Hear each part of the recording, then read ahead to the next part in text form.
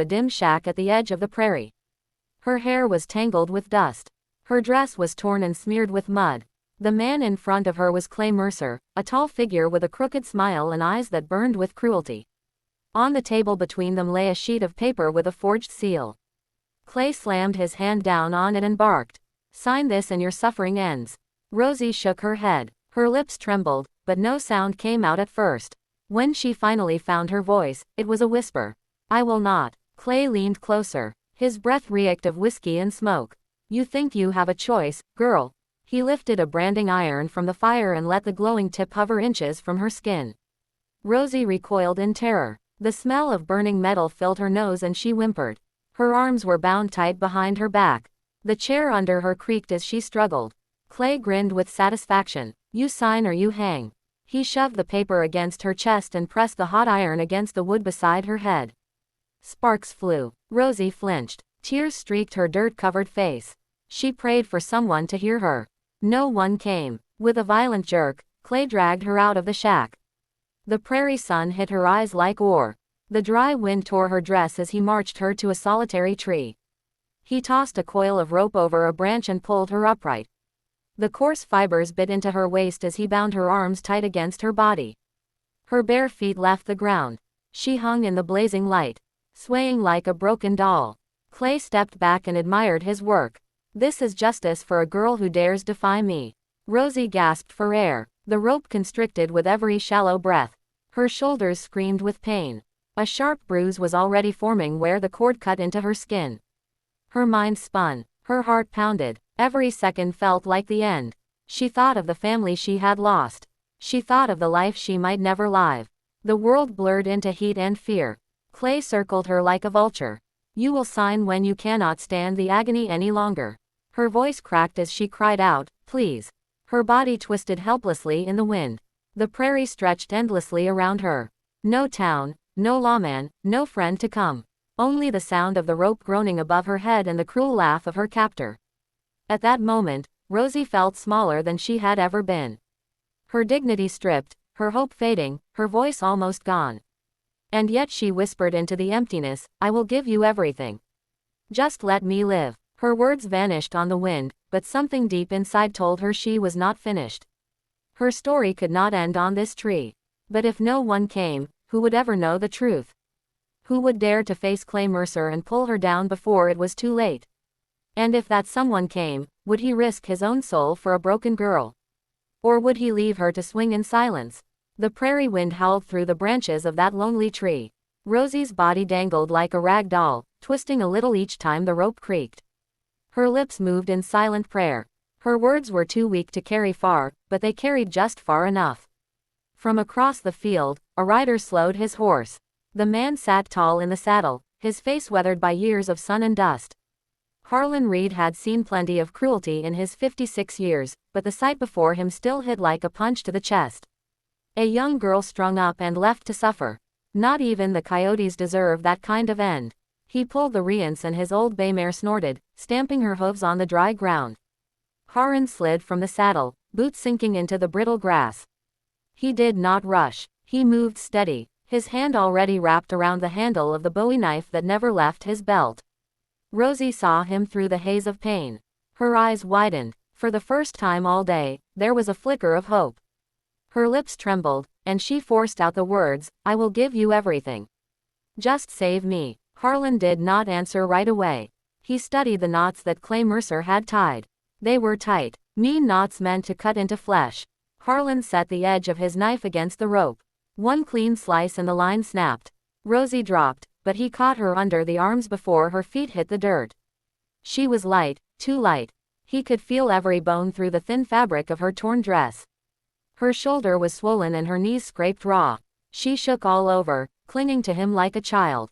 "You are safe now," he said. His voice was rough but steady. Her tears wet his shirt, but she did not let go. Somewhere behind them, a dry branch cracked. The sound made the mare toss her head and snort again. Harlan stiffened. He knew that sound. It was not the wind. He laid Rosie gently against the tree trunk and raised his eyes. Out from the brush stepped Clay Mercer, a revolver hanging loose in his hand, and that crooked smile stretched wide. "So the old rancher thinks he is a hero."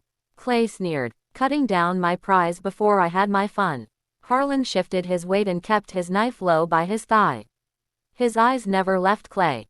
The air grew heavy. The rope at Rosie's feet was the only proof she had been seconds from death. Clay pointed the gun at Harlan and took a slow step forward. Let her crawl back in the dirt. Walk away and I might let you live. The prairie held its breath. Would Harlan take the deal or stand his ground against a man half his age with a loaded gun? And what price would Rosie pay for his choice? Clay's revolver stayed pointed right at Harlan's chest. The sun burned down and the prairie seemed to shrink until it was just the three of them. Rosie clutched the torn fabric of her dress, and prayed the rancher would not step back. But Harlan did not flinch. He stood tall, knife still low at his side, eyes steady. Put that gun away, Clay, he said. Or you will be answering to the law by sundown. Clay laughed hard enough to spit dust. The law? You think the law cares about some runaway girl and an old man with too many gray hairs? He stepped closer, the hammer of the revolver clicking back. Rosie gasped. She thought her heart might leap out of her chest.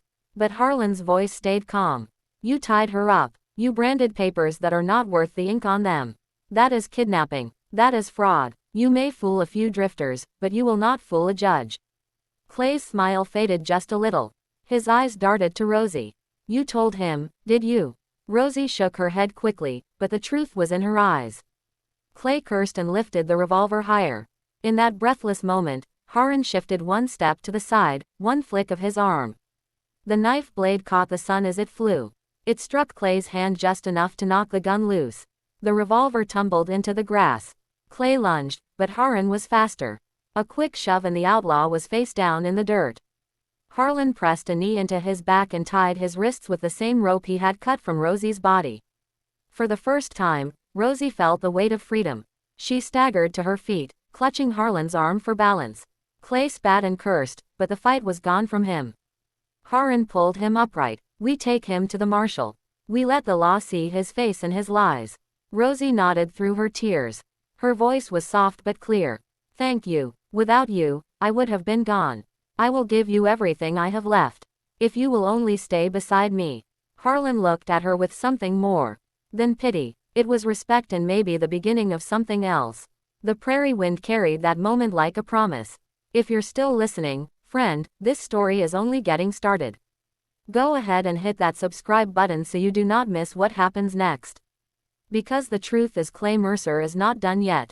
And in the next part, he will try one last time to tear Rosie away from the only man who dared to fight for her. The sun was already sliding toward the western hills when Harlan tied Clay to the saddle of his mare. Rosie walked beside them, still weak, but steadier than before. She kept glancing at Clay, afraid he might break loose, but the rope was tight, and Harlan knew his knots. Every step toward the marshal's office felt like a step toward justice. Rosie tried to smile, but the bruises on her face pulled at her skin. Do you think the law will really listen to me? She asked. Harlan nodded without looking at her. You have your word, and you have me to back it. That is enough. For the first time, Rosie let herself believe she might truly be safe. They reached the edge of an old lumber yard just as the light turned orange. Harlan slowed the mare and scanned the shadows. His instincts never failed him. Something was wrong. The boards stacked high made good cover. The air was too quiet. Even the windmill nearby had stilled. He stopped walking. Rosie froze at his side. Then it happened. Clay twisted suddenly and knocked himself off the saddle. The rope loosened just enough for him to slip free. In a blink, he had a knife in his hand. Rosie screamed. Harlan spun around and drew his own blade.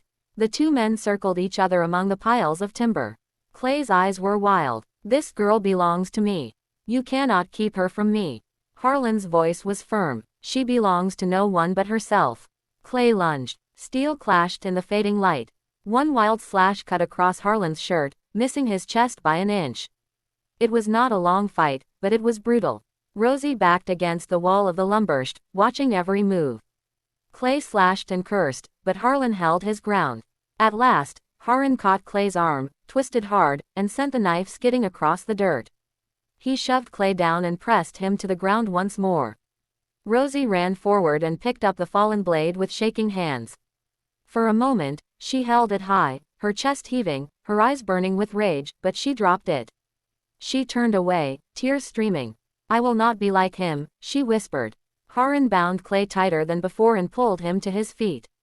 The outlaw spat blood and swore revenge, but Harlan's jaw was set. This time there would be no escape, or so they thought, because Clay Mercer still had one last trick hidden up his sleeve. Clay Mercer struggled in the dirt, his wrists bound tight, his chest heaving with rage. The last of the daylight painted the sky red as fire. Rosie stood close to Harlan, her hand resting on his arm, the fear in her eyes slowly giving way to relief. For the first time, she felt the weight of survival lift from her shoulders. She was no longer just a victim tied to a tree. She was alive because someone chose to stand for what was right. The marshal's men arrived before darkness swallowed the yard. Clay cursed and fought, but it was no use. He was hauled away, shouting promises of revenge that faded into the night. Rosie watched in silence. Her body was battered and bruised, but her spirit was not broken. She turned to Harlan, her voice trembling, but strong. When I thought I was finished, I said I would give you everything. But what I have left is not mine to give. My life is my own. And you gave it back to me.